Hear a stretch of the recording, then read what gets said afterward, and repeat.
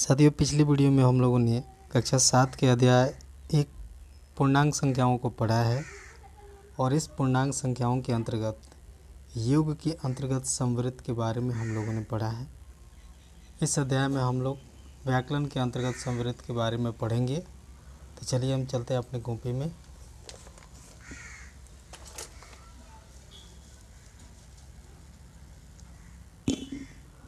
आप देख सकते हैं हमने लिखा है व्याकरण के अंतर्गत संवृत्त। उदाहरण में दिया हुआ है, जब एक पूर्णांक को दूसरे पूर्णांक से घटाया जाए तब प्राप्त संख्या भी एक पूर्णांक ही होती है।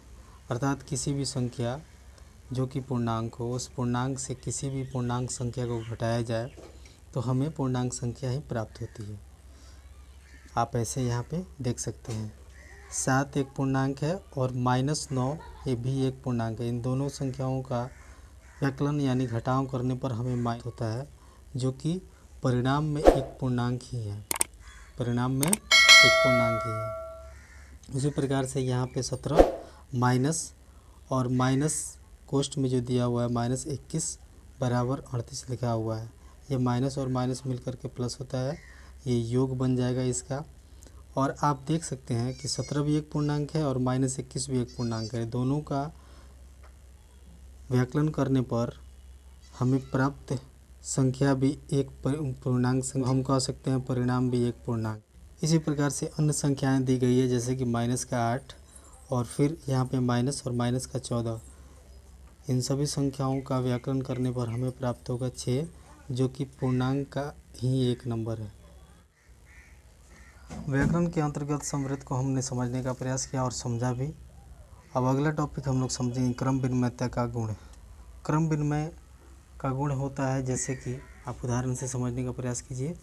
दो पूर्ण अथवा पूर्णांक संख्याओं को किसी भी क्रम में जोड़ा जा सकता है।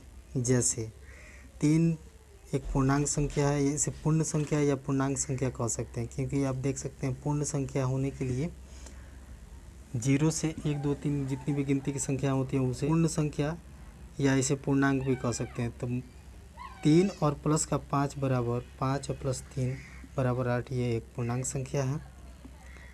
-8 और -9 ये दोनों पूर्णांक संख्या हैं, पूर्ण नहीं है। ये दोनों क्या है? पूर्णांक संख्या। पूर्णांक संख्या है आपस में जब जुड़ती है तो हमें प्राप्त संख्या भी पूर्णांक ही प्राप्त होती है। ये बात हम लोग जानते हैं। और इन दोनों को किसी भी तरह से जोड़ सकते हैं। इसको बाएं रख सकते हैं या इसे दाएं भी रख सकते हैं, इसे दाएं रख सकते हैं या इसे बाएं रख सकते हैं। दोनों साइड रख करके योग के दोनों तरफ रख के इसे जोड़ा जा सकता है। अर्थात हमारा जो सूत्र बन के तैयार होगा a + b = b + a। कहने का अर्थ ये है, हम a + b कर सकते हैं या b + a कर सकते हैं। यानी a को पहले रख सकते हैं या b को पहले रख सकते हैं। दोनों तरीक़े से जोड़ने पर हमारा उत्तर जो आएगा वो सेम ही आएगा। तो हमने समझा क्रम विनिमय का गुण है।